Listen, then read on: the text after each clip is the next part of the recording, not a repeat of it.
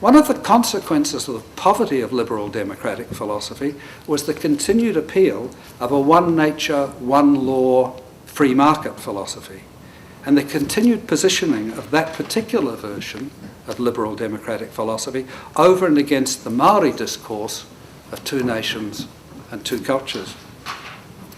This one nation philosophy was expressed most eloquently at Orewa in 2004 by Dr. Donald Brash, for a short time then leader of the National Party. But it had its proponents much earlier, but at least since the 1970s, and the writing of Hilda Phillips, who was an expatriate apartheid fighter from South Africa, and it's still to be found in more recent liberal, as opposed to Maori, objections to the foreshore and seabed legislation of both 2004 and 2011. Brash's speech, still spoken of today, called for one law for all the people of New Zealand and for equal rights for all citizens. He attacked what he called the treaty industry, in which lawyers and historians greatly profited from treaty claims to the tribunal or direct to the Crown, and he pointed out that successful settlements of those claims had benefited only one race, and only a minority of that race, say 30% of those Maori who remained connected with their ancestral tribes. Special rights for Maori, he said, only led to racial separatism. In New Zealand, he asked, is New Zealand, he asked, to be a modern democratic society embodying one rule for all in a single nation state, or is it to be a racially divided nation with two standards of citizenship? If the proposed foreshore and seabed bill, currently in Parliament, was to become law, for instance, he said, certain groups of Maori would gain the right to exclude all other New Zealanders from their birthright to use the nation's beaches and foreshores. It's my own opinion, and I think it to be the underlying belief of the political and legal establishment in New Zealand, that Dr. Brash wrongly stated the options as those of one nation, one law, or two of each. It's entirely right, as a matter of liberal democratic principle, that Maori should have special rights to reparation and special rights to live their lives in ways they choose when those rights do no great damage to any others. On such grounds, the great pan-tribal settlements of the sea fisheries in 1992 and the Central North Island forestries in 2008 make good liberal sense. So do the property settlements made and being made to particular iwi or tribes and hapu or sub-tribes. And so do the making of the Maori language, an official language, special provision for Maori broadcasting, the separation of Maori for a general role for elections, the special Maori parliamentary seats, and so on. All these arrangements, whatever the fragility of their historical rationales might be, empower groups suffering from relative deprivation to take their place as equal actors in society, and moreover, take their place as Maori actors. Such special rights, to summarise the argument I've made elsewhere, basically to Treasury in 2004, are the result of the history of Maori, the history that Maori and Pākehā New Zealanders have lived through on the one hand, and on the other hand, not always consistently, of the needs of a disadvantaged people. Contracts, like the treaty, or those of marriage and civil partnership, just do create special rights. And so do breaches of contract. Living together in dependence, as children do with parents, or as de facto couples do when they're living together, create rights too, via the slow growth of reasonable expectations perhaps, or simply because of dependence. And the needs of the vulnerable call for them to be empowered so as to act more nearly equally with others. If groups of people are to be allowed on liberal principles to live their own lives in the way they choose, it may even be reasonable that they live somewhat separately under their own laws and customs, even where those laws and customs encroach on those of others. Only in these ways would their freedom be exercisable as a power to make their own lives. Such would be a general liberal defence of special rights for individuals and groups. And such has, in fact, I think, been the guiding thread of a series of common law decisions taken by the judges in a series of Maori cases since the 1980s, and of a burst of treaty legislation which occurred especially in the 1990s. Special rights, to sum up, are as characteristic of the modern liberal democratic society of New Zealand as are the individual human rights people have simply by virtue of being human, or the rights that they share equally as being citizens. This, I say, is simply a matter of brute fact in New Zealand, and brute liberal fact. But I'm not here to argue this, or even to suggest that the main impediments to the espousal of special rights liberalism are a free market philosophy, devotion to individual human rights, and a hatred of socialism, though I think these are the reasons why special liberal rights are opposed both here and in Britain. I would simply point out that though I think a special rights kind of liberalism is the shared ideology of the political, legal and academic establishments in New Zealand, that A, that ideology is seldom articulated but rather simply assumed, and therefore B, this leaves liberal democratic discourse to be dominated by notions of one nation, one law, same rights and the free market. As a result, there is, C, no open contest between an actually believed in liberal democratic philosophy and the subtle and powerful charms of Maori nationalist and tribalist discourse. I now turn to this discourse as a prelude to concluding that special rights in terms of liberalism can only thrive in conditions where the sovereign authority of the state is accepted by all contestants for the liberties and powers that rights guarantee to them. Maori can be thought of as an ethnic group, defined as those with Maori ancestry who think themselves to be Maori. Maori defined this way, as I say, make up about 15% of the population of New Zealand. When, in 1984, the most active proponents of Maori rights met in the Waikato in a great hui at Ngaruawahia, they decided to make the treaty a common rallying point. The treaty, though not signed by all, would bind all of them as they would have it bind the Crown. The treaty must be honoured.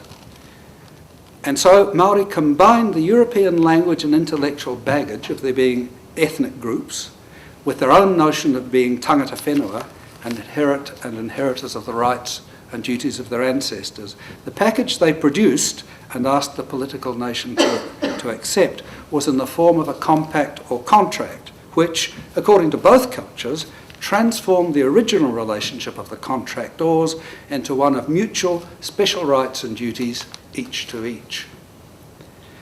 But Maori also come in iwi, hapu and whānau, to describe which the European language of tribe, sub-tribe and extended family is scarcely adequate. The actual language is that of bone, pregnancy and the giving of birth.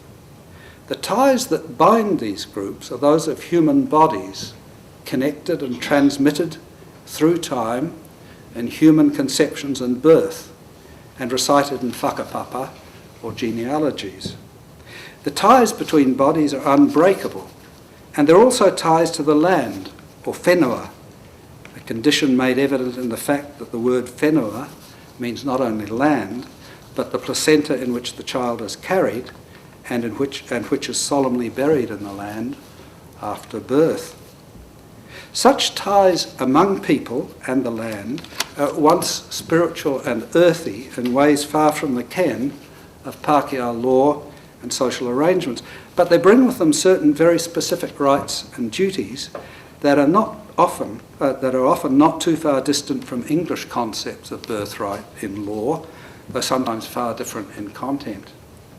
Here's Hirini Moko Mead speaking by way of affidavit to a court of law. The act of whakawhānau, giving birth, produces a newborn child, a whenua, placenta, and eventually a pito, umbilical cord. The whenua and pito are buried or placed within the land of the whānau, and that establishes a spiritual link between that land and the child. Once born, the child inherits a number of rights called a birthright. The birthright includes, bullet point 1, the right to be Maori and the attributes that come with it, including Maori, Wairua, Mana, Tapu, Whenua, and Whananutanga. I won't translate these because this is part of the mystery of what foreigners need to come to grips with. The right to an identity and whakapapa as a member of the whānau, the hapu, the iwi, and the waka. The right to share in the tribal estate, including the rights to succeed to the interests of parents. The right to use the marae. The right to be buried in the urupa. The right to be listed on a hapu and iwi beneficiary roll. And the right to share in the benefits of any settlement to hapu or iwi. When the child matures, the birthright can be exercised. These rights are automatic and have become the foundation of the rights of the hapu and iwi. The rights Professor Mead speaks of are like human rights in European discourse in that they're inalienable. But unlike human rights, they are annexed to a special kind of human being, a member of an iwi, hapu or whānau, and they're exclusive to members of that group and exclusive of all others. They're special rights, you might say, to the highest imaginable degree, or more obviously, they're special natural rights according to a very un-European conception of natural rights. And they're special rights that are not available to human adjustment and variation. That's too complicated, so I'll simply call them special fundamental rights, and I'll call the groups that claim them fundamental groups. Because human rights are rights people have by virtue of being human. They're fundamental because they can't be changed or varied at all.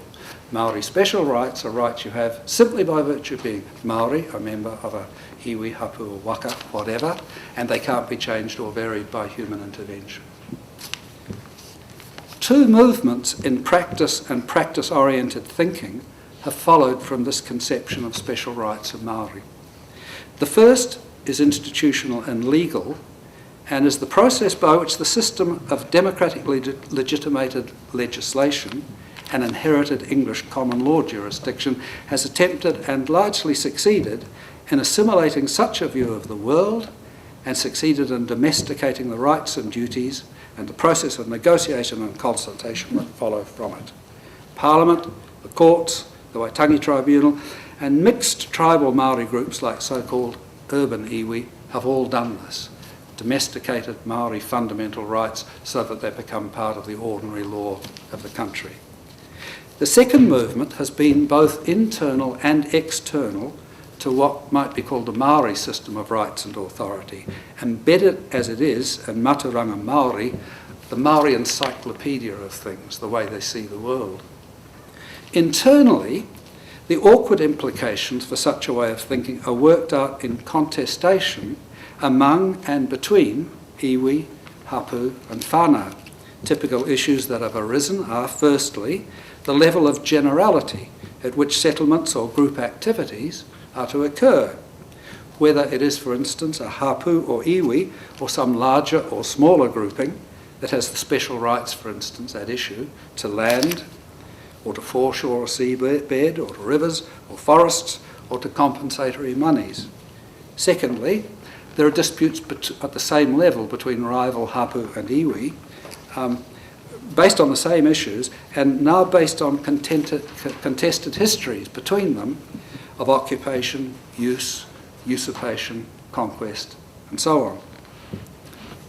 Thirdly, there are questions as to who's qualified to represent such groups and the method by which it's decided whether they're qualified or not, whether they're to be qualified by European methods of voting and so on, or by the tikanga or kawa of a kind of general Maori way of doing things, or the particular tikanga and kawa of the particular iwi, hapu, or whatever.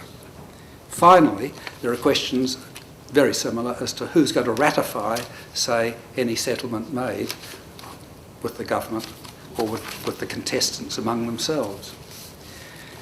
Externally to the Maori world, there are also issues that arise. Firstly, matters arising from the clash of the fundamental claims of Maori as a whole or in groups with the state, which for its part claims a controlling authority over all the rights and all the duties of all its subjects. Secondly, there are disputes between fundamental Maori groups, hapu, iwi, and so on, and Maori otherwise arrayed in other kinds of voluntary arrangements. For instance, Maori as an ethnic group, or Maori organised in urban iwi, or other voluntary associations, where these people associate not on grounds of common birthright in an iwi or hapu, but because they voluntarily come together for a particular purpose. To sum up, Maturanga Māori issues in contests among equals, in negotiation, and in temporary settlements. In European terminology, it falls within the sphere of politics rather than within the sphere of settled law. By contrast, the institutional and legal assimilation of special Maori rights has relied on the assumption that all New Zealanders are under the rule of one legal system, the characteristics of which include the power of courts to interpret the law and the power of Parliament to make and change it. A hierarchy of authority is assumed, and that hierarchy produces and authoritatively pronounces on who shall have what rights. I shall now have a quick glass of water and continue. Are there any questions?